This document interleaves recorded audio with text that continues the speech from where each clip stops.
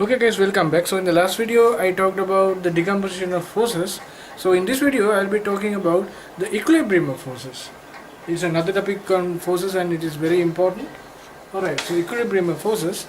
To explain you what is meant by the equilibrium of forces, first of all I will take the equilibrium of, I will introduce you about the equilibrium of two forces, and then I will introduce you equilibrium of three forces and equilibrium of any type of forces that are even greater than 3. Alright, so to introduce the concept of equilibrium of two forces, I will take a simple setup like this, which, right, a simple setup like this, in which there's a, so say this is a ceiling or some wall or something. I attach a rope here, a rope, and I have some mass here. Alright, so this mass has some weight here in this direction, mg, and there's some tension. The force of tension is equal to T. Tension is equal to T. So the acceleration of this mass is 0, so I can put F equals ma. If I put F equals ma in the upper direction, the force on the upper direction will be T, and mg is opposing to this direction, so I am always taking so that A is positive. So mg is in the other direction, you have to subtract it from T, so this is minus mg is equal to, I'll take some acceleration ma, but this mass, now this is a string attached to some object or some ceiling or some roof or some wall or some fixed object which is connected to the earth. That's why I drew these small lines, which is connected to the earth. This is a rope, right? This is not like a spring, so this can't go in this direction. Now if I have a Markian acceleration, now this is arbitrary, right? This is arbitrary. So if I mark an acceleration like this rope wouldn't go like this, and this rope would not make a position like this, right?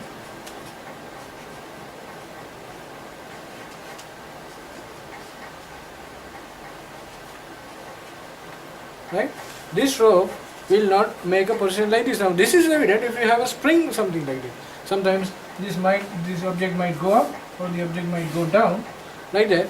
So this might be evident for a spring like this, spring or some object. But for a string, right? This is a spring, this is a spring, and this is a string. So for a string, it will not make such an effect. So what actually happens is that this string acts. If you are watching it in some experiment or something, this string acts like a rod, right? Acts like a rod. So the length of this string I'll take as L. L is not changing. L is a constant. So what actually happens is, if the object is accelerating in some direction, L should change, because if you put S equals ut plus half at squared to this system upwards, right? See, if I displace it to a distance of x, say this distance is x, right? Like this distance is x, the whole distance is L, this is L, right? This is L and this is x. So x is equal to u is 0, half a t squared. So within time t, its acceleration will be 2x over a. So the time taken is that one. So actually, sorry, 2x by t squared, right? Acceleration will be 2x by t squared. So it will have an acceleration of 2x by t squared.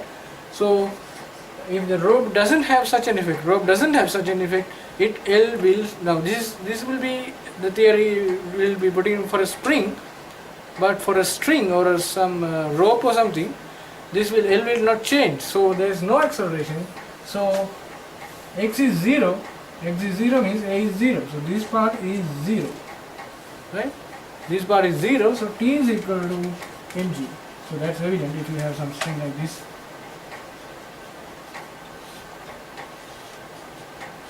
So this has some mass mg, has weight mg, mass m, and tension T, T will be equal to mg, right? So that's how we get T equals mg, right? So what actually means is that T is in this direction and mg is in this direction, and T is equal to mg, right? T is equal to mg and T is in this direction, so although T is equal to mg, the direction of T is so that it is opposing the direction, the force direction of mg. So what actually happened is that if this object is not moving, this object should be stationary. So we call this stationary position also as an equilibrium.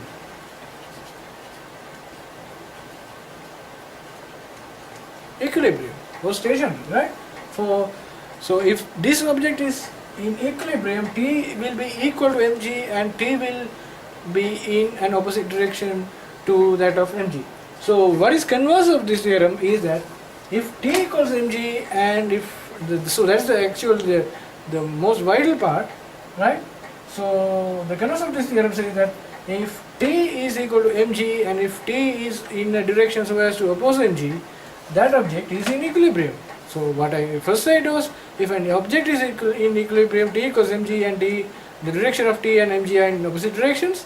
So conversely, if an object is in equilibrium under two forces, and like this in such a case, two forces, what will happen is that those two forces will be equal and they will be in the opposite direction. So if an object, so what we can conclude from this description is that if only two forces are in equilibrium, those two forces should be equal to each other and they should be acting in opposite directions.